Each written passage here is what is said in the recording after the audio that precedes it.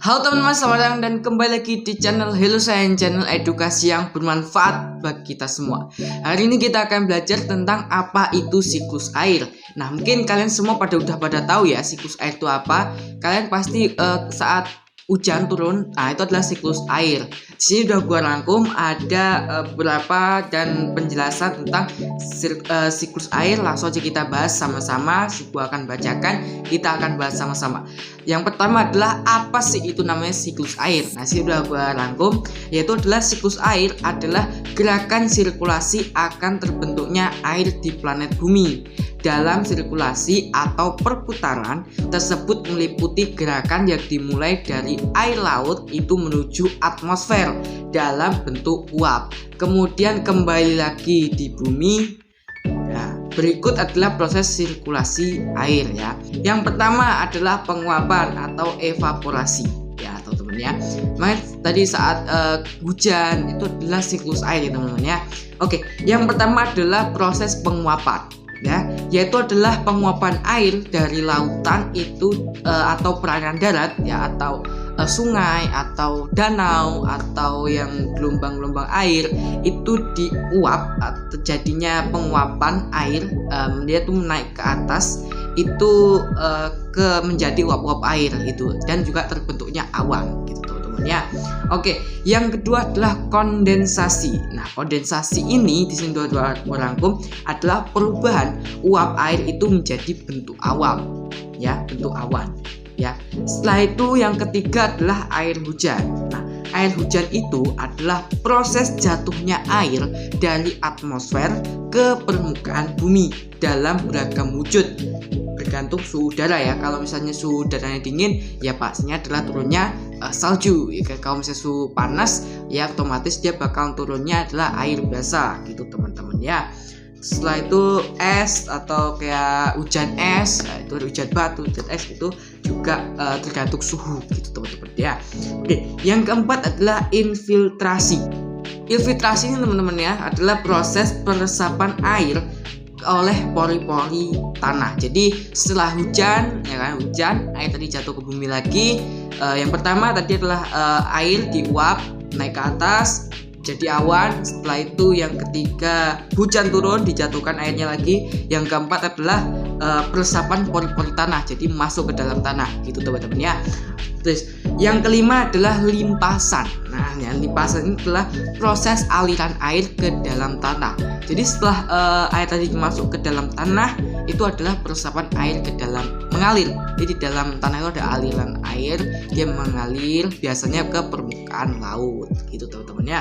Ke permukaan laut atau tidak ke permukaan sungai atau danau gitu teman-teman ya, mengalirnya itu teman-teman ya. Oke, yang keenam adalah transpirasi, yaitu adalah proses penguapan air dari makhluk hidup, yakni tanaman maupun daun ya. Tanaman melalui daun. Nah, jadi ini adalah kalau yang 6 ini adalah transpirasi, itu adalah uap-uap daun-daun itu dikembalikan gitu teman-teman ya. Oke, setelah itu kita akan masuk ke dalam jenis-jenis siklus air. Yuk. Oke, ternyata ada teman-teman ya jenis-jenis siklus air, yaitu adalah yang pertama adalah jenis siklus air pendek atau kecil. Nah, sini udah gue rangkum, nih gue bacakan ya. Siklus air pendek adalah siklus air yang berupa air laut menguap kemudian melalui proses kondensasi yang tadi. Setelah itu akan berubah menjadi butir-butir air halus atau awan, dan selanjutnya hujan akan jatuh ke laut dan prosesnya berulang kembali gitu teman-teman ya. Dalam siklus ini umumnya akan mengalami pemanasan oleh sinar air matahari sehingga membuat air laut itu menjadi menguap hingga membumbung naik menuju ke udara gitu teman-teman ya. Oke, yang kedua adalah siklus air sedang atau menengah gitu teman-teman. Jadi atasnya air kecil. Setelah yang penjelasannya adalah siklus sedang ini berupa adanya uap air yang berasal dari lautan. Setelah itu lalu ditiup oleh angin hingga bergerak sampai ke atas daratan.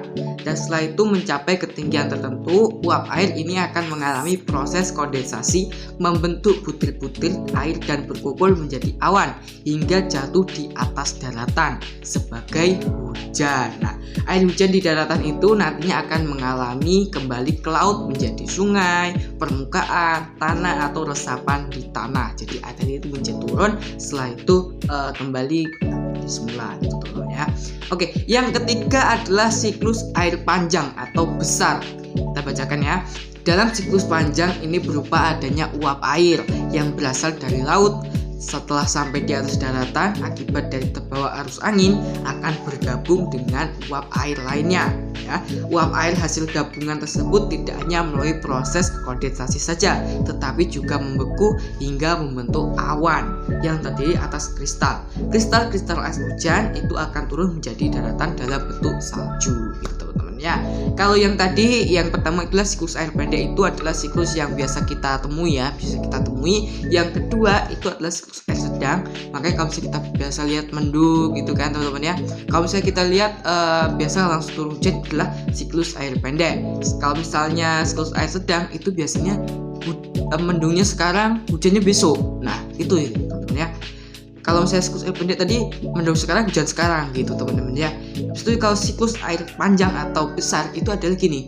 Jadi mendung sekarang, hujannya itu besok dalam bentuk kristal-kristal es atau menuju daratan dalam bentuk salju. Itu biasa di Eropa ya, di Eropa atau di Antartika sana gitu teman-teman ya. Sudah kita pelajari ada berbagai macam proses sirkulasi air dan juga jenis-jenis sirkulasi air. Oke lah teman-teman, sampai jumpa videonya. Jangan lupa like, komen, dan subscribe. Sampai jumpa di video berikutnya besok tentunya. Sampai jumpa besok. Dadah.